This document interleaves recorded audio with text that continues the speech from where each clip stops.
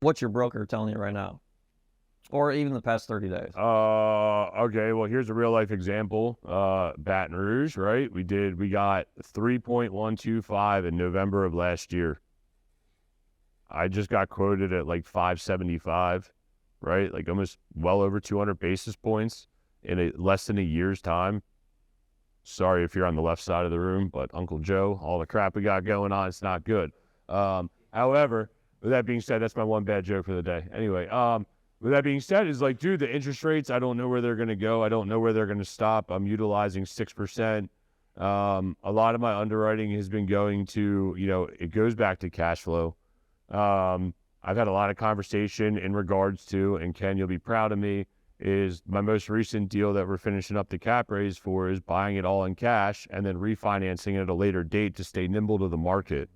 And again, I'm staying nimble to the market because if there's a tank for 1 week, I can jump on it, right? If I increase value, maybe I just go with like a 60% IO loan and just stay IO for a considerable time frame to increase the cash flow, return the investors back to the cash in a short time period. There's a lot of options there. Again, it's being nimble and utilizing the right tools to the market. Don't let Ken say that he's right. And I'm not going to say I'm right? But I utilize one of Ken's tools that he's been pounding on me for years. But I found this is the right time for me to utilize this one tool. I think if you're locking into long-term rates right now, I'd be concerned. If you're hedging the market and you think you're going to own the property for a long time, who gives a shit?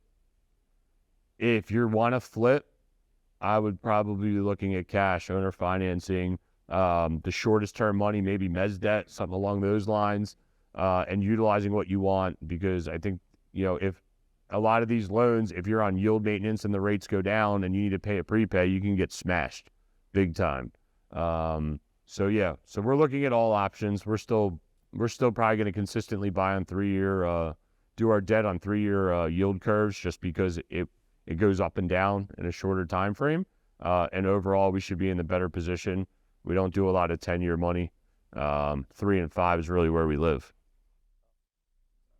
I think with the IO, though, like the key thing here is principal pay down. It usually accounts for 2% above and beyond your interest rate, right? So if you're paying 7, that's really 10% money, right? So even if you did 7% IO, like you're still ahead of the curve. Like that's the big thing here. And a lot of the biggest players out there that have their names on the side of all the stadiums across the country and the richest people in the world, the way we look at it, the way I'm starting to look at it and understanding how some of the people are doing it is I buy the facility, I get it stabilized. So we're in for $6 million. It's worth, whatever, 10, 11 million. Let's just use round numbers here.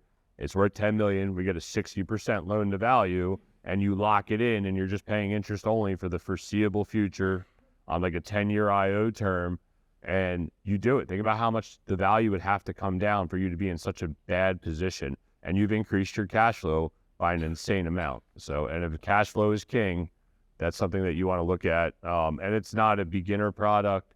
It's not something I suggest. It's something that needs to have a lot of weight behind it and make it worth your time, energy, and effort. Because we're talking about JP Morgan Chase, Bank of America. The big boys are the guys making these loans, not your local community bank. Some of them might, but again, you need to do what's right for you and really search the product.